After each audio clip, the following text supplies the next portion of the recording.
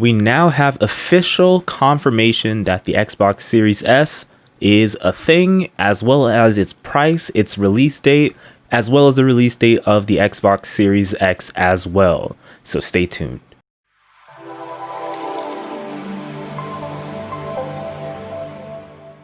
What's going on, everybody? Kwaku here, and today we have a news break. The Xbox Series S now has officially been confirmed by Microsoft after all the leaks and everything that happened over the past month and a half.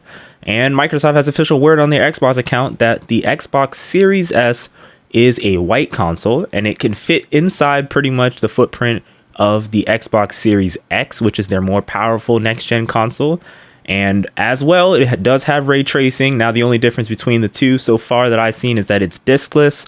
It might have some lesser performance specs. Obviously, WP Central or Windows Central is claiming that it might have about 4 teraflops versus the 12 of the Series X, basically putting it in line with the Xbox One X, but a little better. It's also going to be, like I said, a lot smaller. It's going to be 1440p gaming, so 1440p 60 gaming. So that's for people who mainly just have 1080p monitors. It still probably does upscale to 4K most likely, but it is far cheaper at $299, which is pretty solid for me. One thing you're going to notice is that I think the Xbox One S current generation right now is, I think, about $299. So that's pretty much just taking over the One S, but it's giving you One X specs. So it gives you a little bit more performance than even the current One X, which is the current most powerful console out there that Microsoft claims.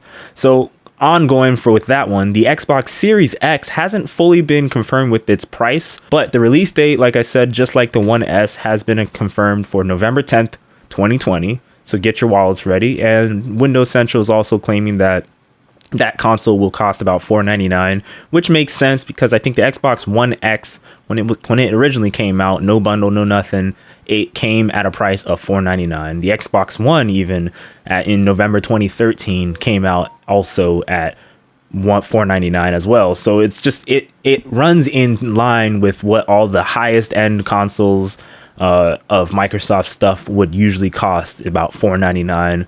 So there you go. You have the Xbox Series S at $299, a 1440p smaller console. It is still ray tracing. It still gets its Xbox Velocity architecture. It's just slightly less powerful for those people who don't need the craziest console. Apparently, Microsoft says that that console is the smallest console they've made ever. So we'll see about that. Also, just a rundown, the Xbox One X, or the Xbox Series X rather, is still in line to come November 10th as well, and that is your 4K, and I think they said up to 8K at one point, up to 8K gaming on that. We'll see how that works, because 8K monitors and 8K TVs are really expensive right now, but you got that, and it could come at $499. Let's hope it's a little lower. Let's hope it's like $399, which would make it like perfect, because one thing you're gonna notice is Sony on Twitter announced today that they're going to be talking about their next gen console, I think about next week or later this week. I'm not exactly sure,